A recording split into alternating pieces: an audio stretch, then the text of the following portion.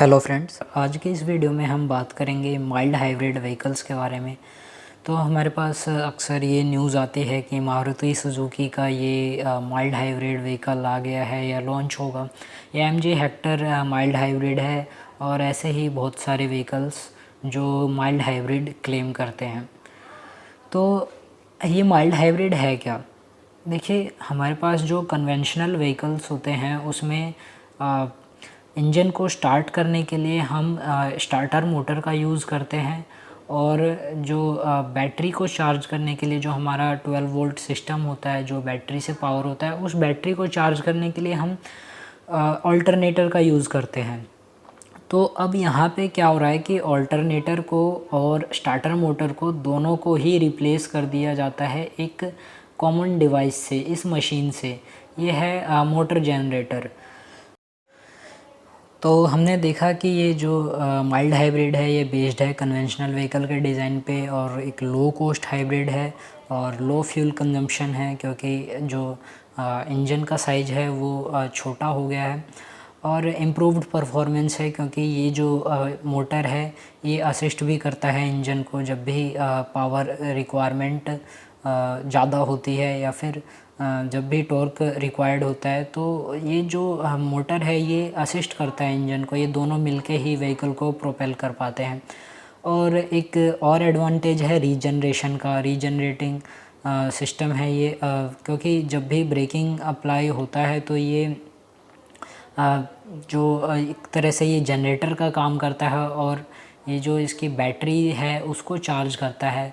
But जो battery है वो पहले चार्ज नहीं होती है। रीजनरेशन में क्या होता है इस माइल्ड हाइब्रिड के केस में, कि जो भी हमारे एक्सेसरीज़ और लाइटनिंग सिस्टम्स हैं उनको पहले पावर किया जाता है रीजनरेटेड करंट से, और अगर वो जो करंट है वो इतना ज़्यादा नहीं है कि उन एक्सेसरीज़ को पावर किया जा सके, तो रीजनरेटेड करंट जो है वो बैटरी में जाता है और वो बैटरी को चार्ज करता है। तो अब एक बार हम माइल्ड हाइब्रिड का कॉन्फ़िगरेशन देख लेते हैं। यहाँ पे हमारे पास है बैटरी, और इससे कनेक्टेड है इन्वर्टर। इन्वर्टर से जुड़ा हुआ है इलेक्ट्रिक मोटर, और ये एक बेल्ट ड्राइव के थ्रू कनेक्टेड है क्रैंक शाफ्ट से।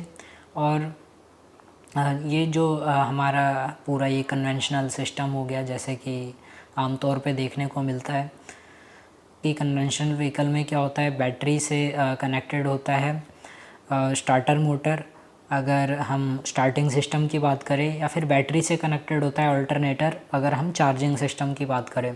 बट इस केस में क्या है, माइल्ड हाइब्रिड के केस में ये कॉमन हो गया है, यही मोटर की तरह से वर्क करेगा और यही जनरेटर की तरह से वर्क करेगा। और बीच में ये इन्वर्टर है एसी को डीसी में कन्वर्ट करने के लिए, या डीसी को एसी में कन्वर्ट करने के लिए। तो एक बार देखते हैं कि अगर हम व्हीकल को स्टार्ट करते हैं तो क्या होता है। जब हम व्हीकल को स्टार्ट कर रहे हैं तो बैटरी से पावर जाएगी इन्वर्टर में, इन्वर्टर इस डीसी वोल्टेज को एसी में कन्वर्ट करेगा, और फिर इलेक्ट्रिक मोटर चलने के बाद ये इंजन को क्रैंक करेगा और हमारा इंजन जो है वो स्टार्ट हो जाएगा। तो ये था स्टार्टिंग सिस्टम की तरह से ये कैसे काम करेगा। और अगर हम देखें चार्जिंग सिस्टम तो वो भी बहुत ही सिंपल है। तो जब भी हम ब्रेक अप्लाई करते हैं या फिर इंजन को आइडल पे रखा जाता है तो इलेक्ट्रिक मोटर जो है वो जनरेटर की तरह से वर्क करेगा और इन्वर्टर के थ्रू इस बैटरी को चार्ज कर देगा। तो ये ऐसे जनरेटर की तरह से काम करता है। बट इसमें जो एक इंटरेस्टिंग थिंग है वो है रीजनरेशन की, पावर रीजनरेशन की। तो जब भी हम ब्रेक अप्लाई करते हैं तो एक नेगेटिव टॉर्क जनरेट होता है।